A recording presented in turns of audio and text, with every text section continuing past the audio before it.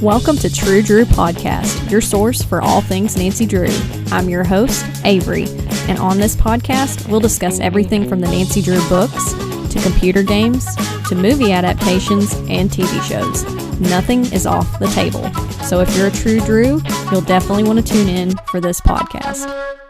Hey guys, and welcome to another episode of True Drew Podcast. My name is Avery, and can you all believe that this is the 25th episode of this podcast? I can't believe it because I was looking back, and I guess I started this podcast in October, and now we're almost done with March, which kind of blows my mind, but I've been having so much fun discussing the Nancy Drew book series with you all, but also the Her Interactive computer games as well, which, speaking of the Her Interactive computer games, I have an episode coming up. It'll be episode 27. We are going to be discussing Secrets Can Kill, so if you guys have any of the games, either on Steam or like a physical copy, and you want to play along or play before the podcast episode airs, I would love that, because one of my favorite things is getting on my Instagram, which is True Drew Podcast, if you want to follow along over there, and seeing you all leave comments and talk about how you're reading the books along with me or playing the games. That makes it so much fun, and I love this community that just enjoys Nancy Drew as much as I do.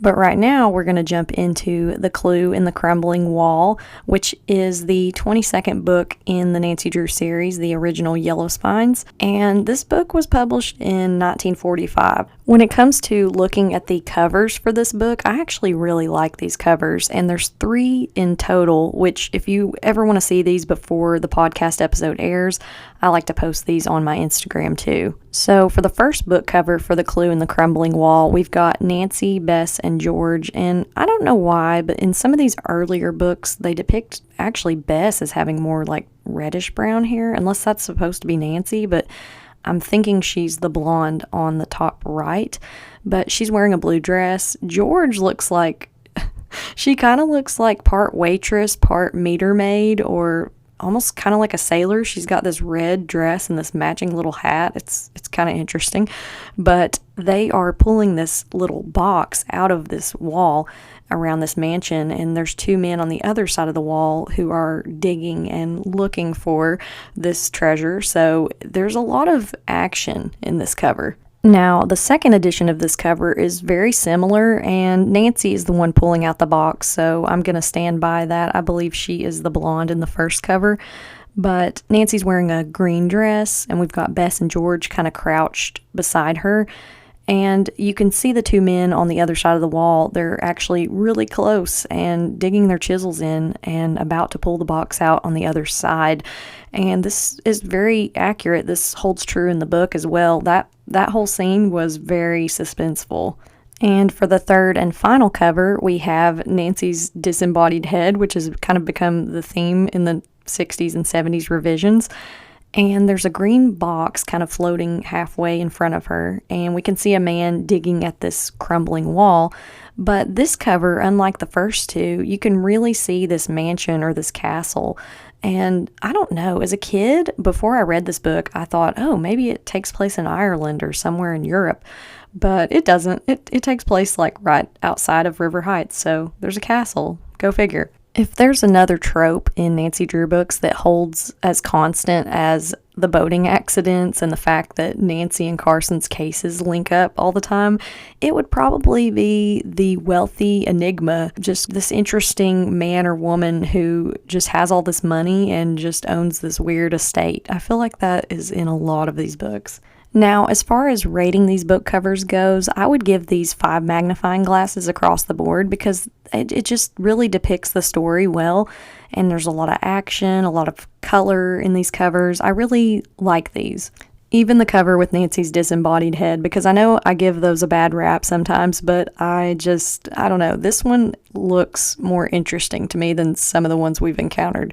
Now, I always like to come up with a funny cover spoof, and I came up with one for the older covers because there's just more action and things going on. So what I came up with is, don't mind me just tearing down the walls of patriarchy. Because let's be honest, Nancy Drew broke ceilings and just is so unique for the time period, because a lot of times female characters back in these decades were kind of more subservient, and they definitely weren't out fighting crime. So now we're going to jump right into the characters, and there's quite a few for this book. There is Lieutenant Masters, Joan Fenimore, who is 8 years old, Juliana Johnson, who is Joan's aunt and happens to be a dancer, and there was a man named Walter Heath who was engaged to Juliana. It's really interesting because, again, we have this trope of these people being engaged and then they lose contact somehow. This happens in quite a few Nancy Drew books, or at least the last few that we've been reading.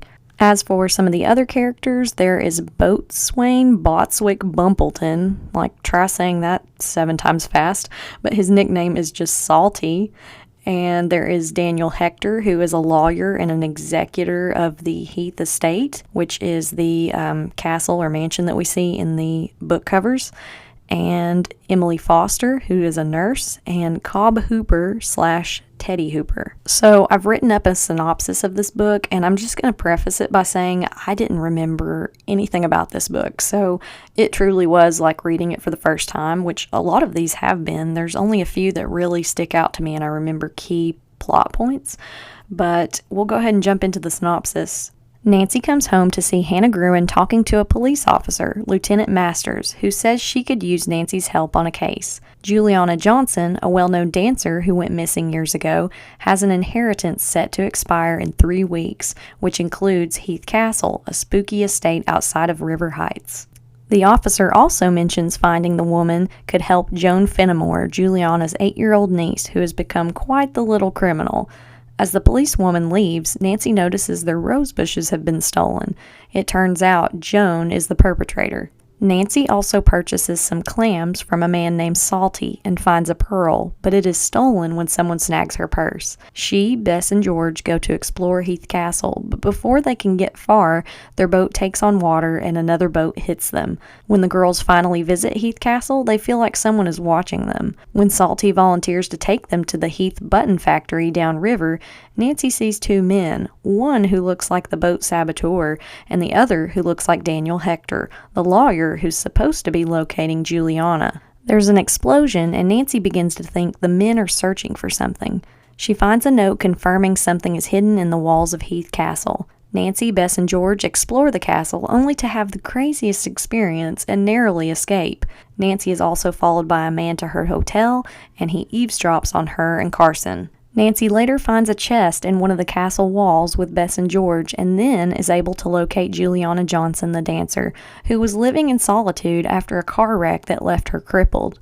She was kidnapped and hidden by Daniel Hector so he could claim her fortune instead. Nancy rights this wrong, solves the case, and also discovers that the castle is on top of a valuable spring system. Like, forget Deer Park bottled water. I want some of that Heath Castle bottled water. I can picture the slogan now, drink like a royal, or you too can drink water that's come from underneath a castle. So I did come up with a newspaper headline synopsis, which is just a shorter, sweeter version of the regular synopsis, and it is Heath Castle Estate crowns new owner, once lost heir located by teen detective. Okay, so now that we've got the synopsis out of the way, we're to the really fun part of this podcast, in my opinion, which is discussing some of the direct quotes and things from this book. And there were some funny things in this book. So the first thing that I wrote down is that someone stole the Drews' planted rose bushes, and it was Joan, this little 8-year-old girl. And I just was laughing so hard because I was like, grand plant larceny. Like, somebody just stole the Drews' rose bushes. Which, I'm sorry, have you ever tried to pick up a rose bush? It's very thorny. It really hurts. And I'm just trying to imagine this 8-year-old girl just hobbling down the road with a huge rose bush. And, I mean, it was probably pretty obvious when Nancy got there. I can just picture Nancy asking Joan, like, did you steal these rose bushes? And Joan just, like, covering up her scratched up arms and being like, no, I didn't do that. Believe it or not, I actually got accused of stealing plants one time. As a teenager, I was helping my friend who was an art student. She made pottery, and I was helping her get pictures of this stuff next to this creek in her subdivision. And this older woman, like, ran out of her house with a broom yelling at us and was just like, quit trying to steal my plants. And we were just, like, flabbergasted. We're like, no, we're not trying to steal your plants. Like, how stupid do you think we are? Like, yeah, that's our grand scheme. We're criminals. We're just going to make this pottery and then go steal people's plants. Like, no. Oh, that still makes me laugh. So the next note that I took down is Boatswain Botswick Bumpleton, which that is an entirely too big mouthful, or Salty, as he's otherwise known. He's just this guy who goes around in neighborhoods and peddles clams, and Nancy just happens to find a pearl in one of those clams, but I thought it was hilarious because he's just a door-to-door clamsman. He's just going around and just like, hey, me hearties, do you want some clams? Like, what a weird job. I mean, I've seen those big vans that used to drive around and would sell steak out of them, which that seems really suspicious to me. I don't think you should trust T-bone steaks that are sold out of a van. But yeah, this guy just is going around with a wheelbarrow and he's got all these clams, and it's actually depicted in one of the pictures in the book. And he's got the little striped sailor shirt on and the little hat. He's just like taking that aesthetic to the next level. I mean, the man's name is Salty. The jokes just kind of write themselves, but I really want to know if he runs in the same circles as Sailor Joe, which was that guy in Nancy's Mysterious Letter, because I'm like, how many sailors are there around here? I mean, River Heights is a landlocked community. We have the Muskoka River, but it's not like we're next to the Atlantic Ocean. But anyway, Nancy has this pearl that she got out of one of Salty's clams, and then she gets her purse stolen. So it's not like she really gets to enjoy it for that long. Now, the next note that I wrote down is Lieutenant Masters says Joan has been in difficulty with the law. I thought that was interesting. I've heard of people saying like, oh, they're justice involved and just been in difficulty with the law. Like, that's what a way to say that. But I also thought it was cool that Lieutenant Masters was a woman, like a policewoman. I thought that was pretty cool. Very forward thinking for the time period. So the next note that I took down is Nancy, Bess, and George get on a boat. I bet you see where this is going. And Bess ominously says, I have a feeling this old tub leaks and may sink before we go very far. Like, I'm with Bess. Why don't you get Salty to steer a boat? I mean, they get him to take them down the river at later points in the book, but I'm like, why didn't you guys just start that way? Because you all don't have the best track record with boats. But my next thing that I wrote down is, and what happens? The boat starts taking on water, and then another boat hits them as they're going down. It's almost like Mildred Wirt Benson, or I guess Harriet Stratmeyer Adams, because she would have wrote the revisions for this book, was like, okay, the boat's going to start to sink, and then we'll hit them with another boat, just for good measure. But George did jump into the river to save Bess when she went overboard, so I put she does love her after all, because sometimes the way that George treats Bess, you wouldn't think that she does, but George actually tried to save her cousin, which was much appreciated. So the next note that I took down is Nancy, Bess, and George go to ask Salty if he might know the boat owner who hit them, and he's in his house, which is a boat, naturally, eating beans out of a can. This made me laugh out loud because of a personal experience that I have. I had a neighbor who, before we even bought our house, we were driving down to kind of check it out and see what was, the neighborhood was like. And there was this guy next door just sitting on the porch eating beans out of a can. And he turned out to be like the nicest man ever. His name was Carl, and we really miss him sometimes. But this picture of this man just eating beans out of a can made me think of Carl. I think Carl and Salty were cut from the same cloth. I mean, Carl didn't go around selling clams in our neighborhood, but still. Now, the next thing that I wrote down is Salty talks about Walter Heath doing experiments at Heath Castle. And I said this sounds very similar to Gloucester Castle in Massachusetts. One time, me and my husband went there, and there was a man who lived in this Gloucester Castle that did experiments in early radio technology. And I wonder if that might have been the inspiration for this character. I think it's so neat how sometimes the Nancy Drew books weave nonfiction things with fiction. It's really cool. So the next note that I took down, the castle has ruins and gardens, and Nancy feels like someone is watching them. And George tries to navigate and find their way back to the car because there's a bunch of woods around this castle, and they get lost. But Nancy finds the way. And George says, when Nancy asks if she's lost, I don't know about you, but myself, yes. So George is just basically leading them around in circles, but Nancy has a very good sense of direction, which thankfully she does, because they could have almost gotten caught by these men that are skulking around the property. Now, the next note that I have down has to do with an incident that happens at the Heath Button Factory, which is, I guess partially how the Heaths got their massive fortune and they made this castle. But there's an explosion that goes off, and Nancy is blown back so far that she ends up in a closet. And so George and Salty and Bess, they have to dig her out of the rubble. That was pretty scary. Now, this next thing that I took note of is very cool. Hannah helps out on this mystery. When Nancy finds a note in the rubble of the factory and suspects it's Walter Heath's handwriting, but she can't prove it, Hannah says she was a member of the River Heights Historical Society and she could find samples of his handwriting there. Hannah Gruen, everybody. Housekeeper extraordinaire, excellent cook, and voice of reason.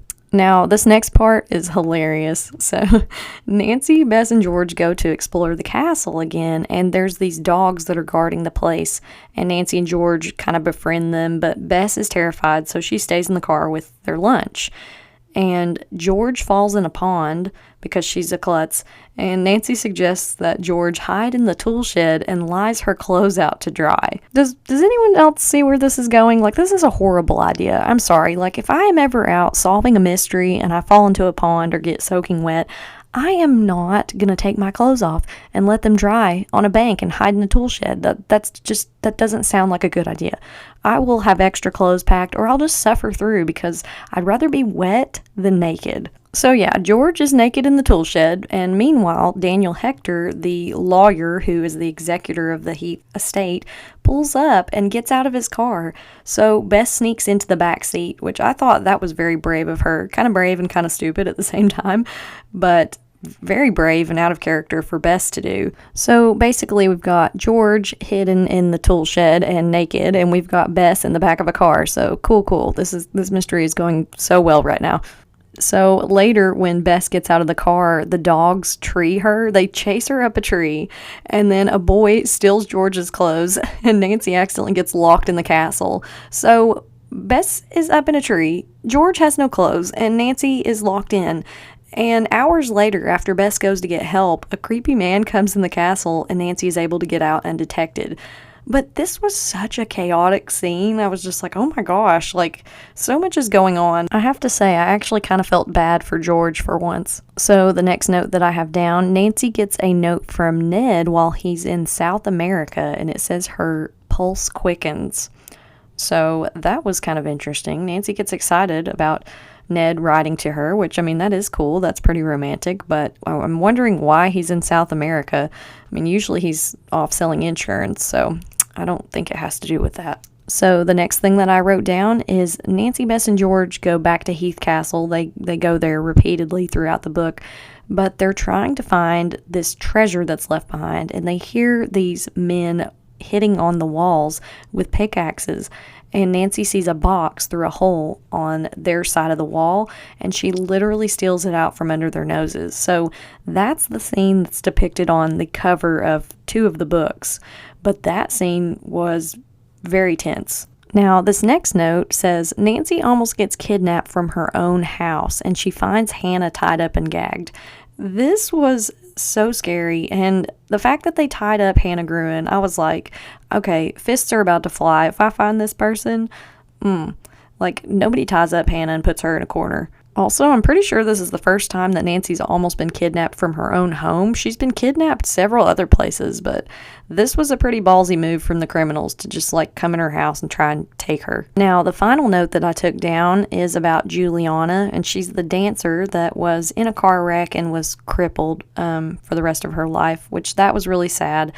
But Daniel Hector had convinced her that she was going to go to jail for not paying her income taxes, and then he just kidnapped her. I was just like, kidnapping is the name of the game in this book, but that was really messed up. Now, normally the next segment of this podcast is a thing I like to call What's Cooking with Hannah Gruen, but Hannah did not do too much cooking, or she did, but it didn't go into specifics, and then she was tied up and gagged, so, you know, that kind of kept her a little preoccupied. But I did take note of the fact that Nancy just made herself milk in a sandwich, which was interesting because, I mean, Nancy normally I mean, if she makes stuff for herself, it's not really recorded.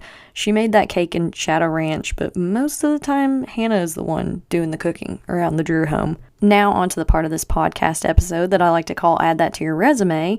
I put down that Nancy is a trailblazer and a hiker because when George gets them lost around Heath Castle, Nancy is just like, oh yeah, that's the way to the car right there.